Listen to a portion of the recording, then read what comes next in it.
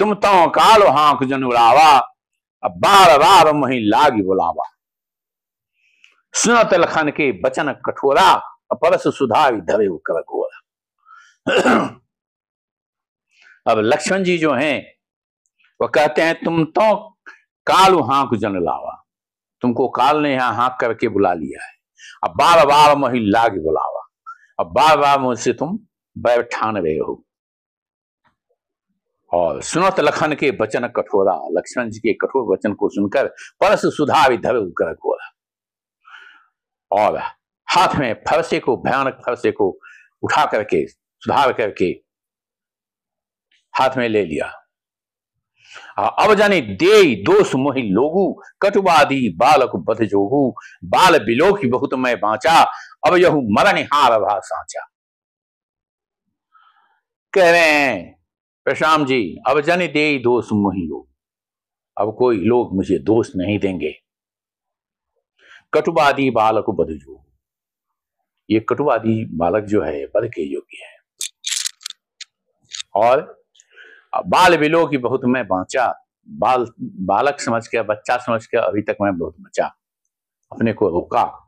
अब यह मरण हार भा सांचा, अब यह मरण के कगार पर खड़ा है, सच्चे में यह मरण वाला है। ये कौशिक कहा क्षमी अपराधु, बाल दोष गुण गण ही न साधु। कौशिक ने कहा जो अपराध को क्षमा कीजिए, बालक के दोष को लोग, साधु लोग नहीं गिनते हैं। अखर कुठार में अकरण को ही, आगे अपराधी गर्दोही।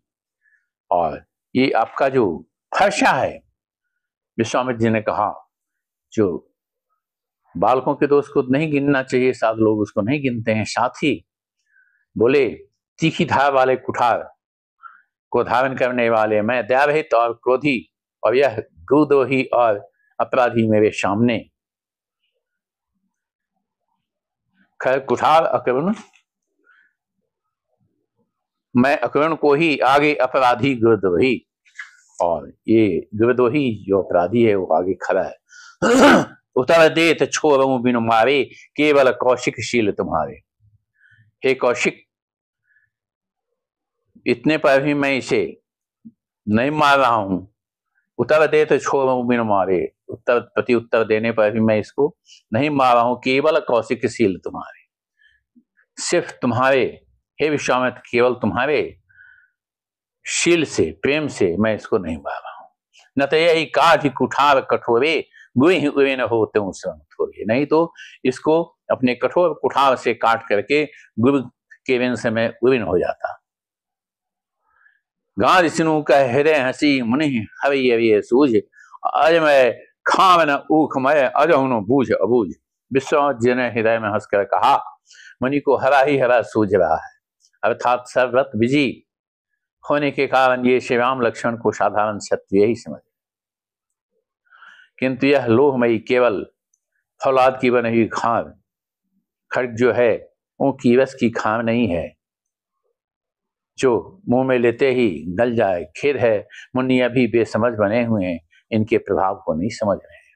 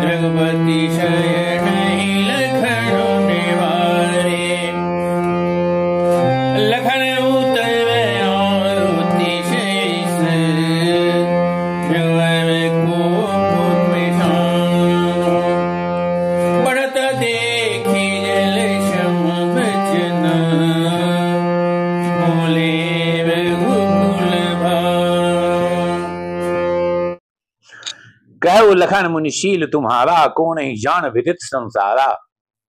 मात पितहि विभिन्न भय नीके, गोविंद रहा सोच बर जी के। लक्ष्मण जी ने परशुराम जी से कहा, हे मुनि, तुम्हारा शील जो है कौन नहीं जान रहा है, पूरे संसार में विदित है। माता और पिता के ऋण से तो तुम विन हो गए, लेकिन गुरु जी का ऋण जो है वह बरकरार रह गया। सोजनु हमें ही माथे काढ़ा, दिन चली गए ब्याज बर बाढ़ा। और वह जो है गुरुदक्षिणा क्या है, तो मेरे सिर को काटना का है, और दिन तो बहुत बीत गया है, इसलिए ब्याज भी लग गया, उसमें बहुत बढ़ गया है।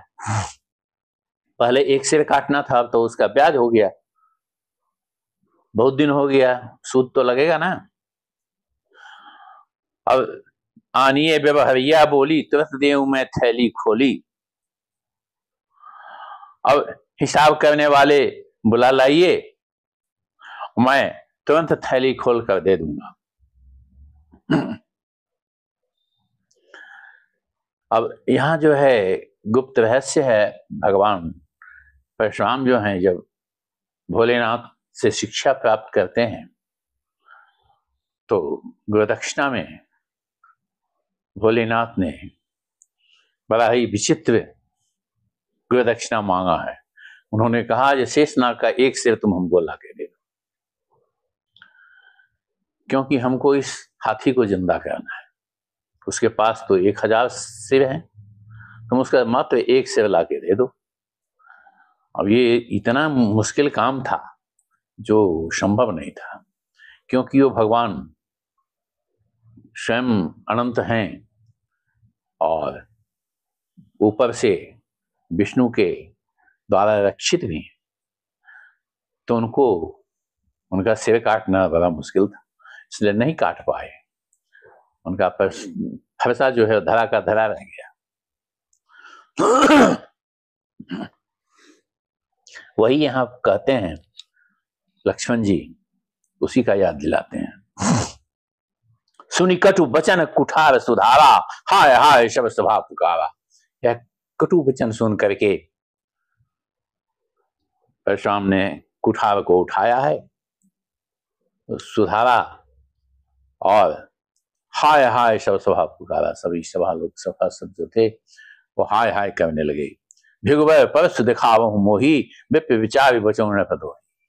अब फिर लक्ष्मण जी कहते हैं, हे भिगुबर, भृगुवंशी परशुराम, अब बार बार कुठार हमको दिखा रहे हो, विप्र हो ब्राह्मण हो इसीलिए हमसे तुम बच रहे हो।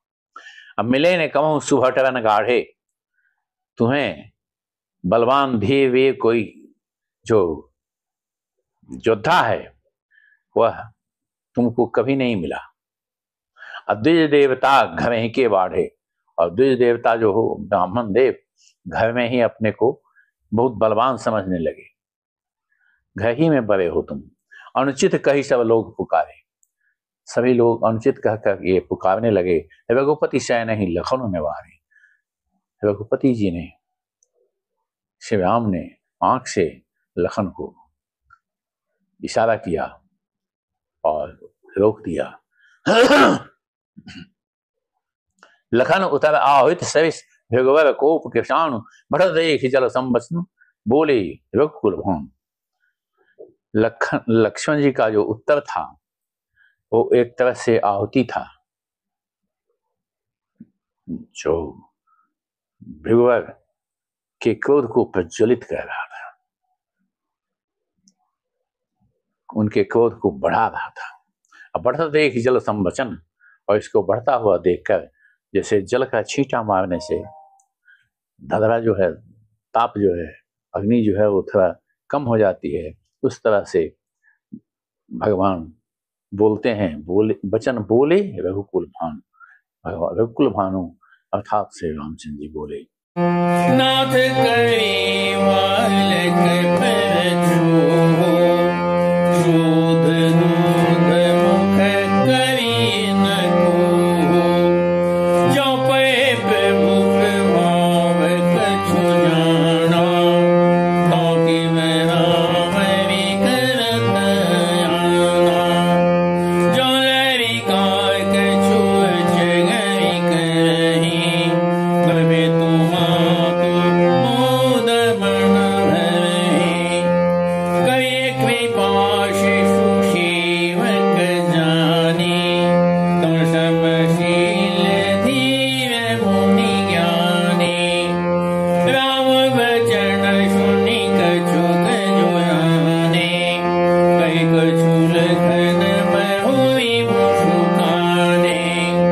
हसत देखी नख शिखरि सव्यापी, राम तोर भ्रातावर पापी, गौर शरीर श्याम मन मोहि, काल कूट मुख पै मुख नाहि, सहज टेढ़यनु हरई दतोहि, नीच मीचु सम देखन मोहि, लखन कहु हसि सुनहु मुनि, क्रोध पाप कर मूले, जहि वस जनयनु चित करही, चरहि वेश प्रतिकूले। नाथ करहूं बालक पर छोहू, सूध दूध मुख करियन कोहू, जो पे प्रभाव कछु जाना, तो की बराबरी करत अयाना। हे नाथ, बालक पर कृपा कीजिए। इस सीधे सीधे और दुमुहा बच्चे पर, दुमुहा बच्चा जो होता है जिसको दांत नहीं होता है, वही कह रहे हैं ये सीधे और दुमुहे बच्चे पर, है ना, करियन कोहू, क्रोध मत कीजिए। यदि यह कुछ भी प्रभाव आपका जानता तो क्या यह बेसमझ आपकी विवाह भी करता। जौन लविका कछु अचगरी करे, जौन लविका कछु अचगरी करही, जो अगर बच्चा है, लड़का है, वो कुछ उल्टा पुल्टा करता है, चपलता दिखाता है, गुरु पितु मात मोद मन भरही, गुरु पिता और माता ये सब खुश होते हैं। कवि के पास सेवक जानी, और सेवक जानकर इस पर कृपा कीजिए। और तुम समशील धीर मुनि ज्ञानी, तुम्हारे समान धीर मुनि, आपके समान धीर समदर्शी सुशील मुनि जो हैं उनको ऐसा ही करना चाहिए, ज्ञानी मुनि है। राम बचन सुनि कछुक जुड़ाने, कही कछु लखन बोहे मुस्काने। हसत देख नख शिखर व्यापी राम तो भ्राता वह पापी। और कह रहे हैं राम वचन सुनी कछुक जुराने, राम जी के वचन को सुनकर कुछ जुराए वो ठंडे हुए। और कही कछु लखन बहु मुस्काने, और लक्ष्मण जी फिर कुछ करके मुस्कुराने लगे। हसत देख नख शिखर व्यापी, हंसते देखकर नख से शिख तक पूरे शरीर में क्रोध भर गया। राम तो भ्राता वह पापी, राम तुम्हारा भाई बहुत बड़ा पापी है। गौर शरीर श्याम मन माही, कालकूट मुख पय मुख नाही। शरीर तो गोरा है लेकिन मन जो है वो काला है। कालकूट मुख पय मुख नाही, और इसका मुख जो है कालकूट के समान जहर के समान है, और ये दूध मुहा बच्चा नहीं है। सहज टेढ़ अनुहरई न तो ही, नीच मीच सम देख न मोही। यह जो है सहज टेढ़ अनुहरई न तो ही, सहज में ही यह टेढ़ा है। और नीच मीच सम देख न मोही, यह नीच मुझे काल के समान नहीं देखता है। लखन कहो हंस सुनहु मुनि, क्रोध पाप कर मूल। अजय वश जन अनुचित करहि, चहि विश्व प्रतिकूल। लक्ष्मण जी ने कहा जो कि लखन कहो हंस सुनहु मुनि, क्रोध पाप कर मूल। क्रोध जो है पाप का कारण है, लक्ष्मण जी ने कहा। अब जिसके बस में होकर के यही बस जन अनुचित करें, लोग जो हैं अनुचित कार्य कर बैठते हैं, चाहे विश्व प्रतिकूल, और विश्व में प्रतिकूल आचरण करते हैं। जगत में विश्व है में उनका आचरण जो है वो प्रतिकूल हो जाता है, उल्टा हो जाता है।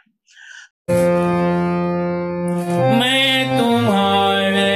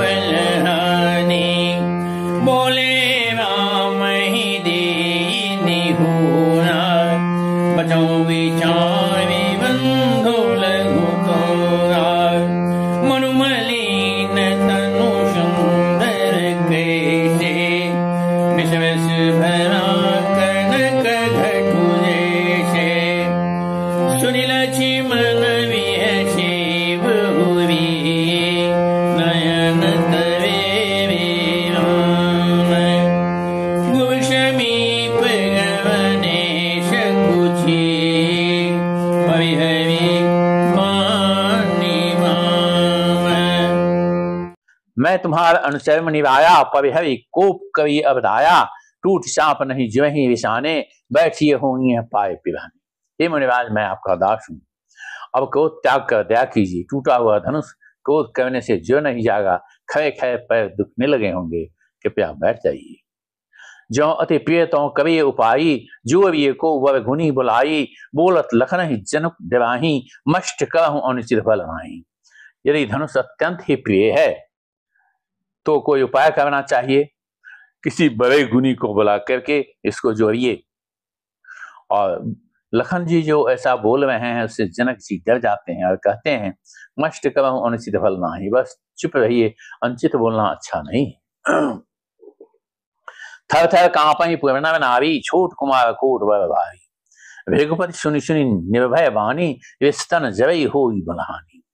और जनकपुर के स्त्री पुरुष थर थर कांप रहे हैं, थर थर कांपहि पूर्ण नारी। और छोट कुमार खोट बर भारी, है तो बहुत बच्चा लेकिन ये बोलता बहुत खतरनाक है, बड़ा ही खोटा है। भृगुपति सुनि सुनि निर्भय वाणी, परशुराम जी उनके निर्भय वाणी को सुन करके स्तन जबई हुई बलहानी, क्रोध से उनका शरीर जो है जल रहा है और शक्ति जो है वो कम हो रही है। बोले राम ही दे निहोरा, बचो विषा विबंध लोग तोरा, मन मलिन तनु सुंदर कैसे, विश्वस भरा कनक घट जैसे। श्री राम जी पर एहसान जनाकर परशुराम जी बोले, बचो विषा विबंध लोग थोड़ा, तेरा छोटा भाई समझकर मैं इसे बचा रहा हूं। यह मन का मैला, मन मलिन तनु सुंदर कैसे, और शरीर का सुंदर है जैसे विषरस भरा कनक घट जैसे, सोने के घड़े में विष जो है वो भरा हुआ हो। सुन लक्ष्मण बिह से बहुवी नयन तवे राम, गो समीप गबने सुखची परिह विवानी वाम। यह सुनकर लक्ष्मण जी फिर हंसे। तब श्री राम जी ने तिरछी नजर से उनको देखा, जिससे लक्ष्मण जी शिक्षा कर विपरीत बोलना छोड़कर गुरुदेव के पास चले गए। अति विनीत मृदु शीतल वाणी, बोले राम जो विजुग पानी। सुनहु नाथ तुम सहज सुजाना, बालक बचन करिए नहीं खाना। बवे बालक एक शुभाऊ, हिरैन संत विदुष नहीं खाओ। तेनाहि कछु काज बिगाड़ा, अपराधी मैं नाथ तुम्हारा। कृपा को मधु धर्म गोसाई, मुँह पर करिए नाश की नाई। कहिए बेगी जय विधि विष जाए, मणिनायक सोई करो पाए। कह मुनि राम जाए विष कैसे, अजहु अनुज तव चितव गणेशे। ये के कंठ कुठारण दिन्हा, तो मैं काव कोप करि कन्हा। गव शवहि अवनि परवनि, सुनि कुठार गति घोर। पशु अछत देखहु नियत, बेबी भूप किशोर। अति विनीत मृदु शीतल वाणी, बोले राम जो विजुग पानी। सुनहु नाथ तुम सहज सुजाना, बालक बचन करिए नहीं काना। कहते हैं भगवान श्री राम दोनों हाथ जोड़ करके अत्यंत विनय के साथ कोमल और शीतल वाणी में बोले, सुनहु नाथ तुम सहज सुजाना। हे नाथ सुनिए, आप तो स्वभाव से ही सुजान हैं। आप बालक के वचन पर, बालक वचन करिए नहीं काना, बालक के वचन पर ध्यान मत दीजिए, मत सुनिए उसका बात। भय बालक एक शुभाऊ, इन्हीं न संत विदुषहि काऊ। तही नाही कछु काज बिगाड़ा, अपराधी मैं नाथ तुम्हारा। कहते हैं बैरे और बालक का स्वभाव एक ही होता है, संत जन इन्हें कभी दोष नहीं लगाते। फिर उसने लक्ष्मण ने तो कुछ काम आपका बिगाड़ा नहीं। हे नाथ आपका अपराधी तो मैं हूं। कृपा को बधव गोसाई, मुंह पर करिए दास की नाई। अतः हे स्वामी कृपा क्रोध बध और बंधन जो कुछ करना हो दास की तरह, अर्थात अपना दास समझकर मुझ पर कीजिए। जिस प्रकार से कहिए बेग जही विधि से जाई, मुनि नायक सोई करूं उपाई। आपका क्रोध जिस प्रकार से दूर हो हे मुनि नायक, मैं वही करूंगा, वही उपाय करूंगा। कह मुनि राम जाय विष कैसे, अजहु अनुज तब चितव अनैसे। यही के कंठ कुठार न दिन्हा, तो मैं काह कोप कवि किन्हा। मुनि ने कहा हे राम क्रोध कैसे जाए, अब भी तेरा छोटा भाई टेढ़ा ही ताक रहा है। इसकी गर्दन पर मैंने कुठार नहीं चलाया तो क्रोध करके किया ही क्या। गर्व स्वहि अवर्णित रवनी, सुनि कुठार गति घोर। परस अचत देखूं जता बैरी भूप किशोर। मेरे जिस कुठार की घोर करनी सुनकर राजाओं की स्त्रियों के गिर गिर पड़ते हैं, उसी फरसे के रहते मैं इस शत्रु राजपुत्र को जीवित देख रहा हूं।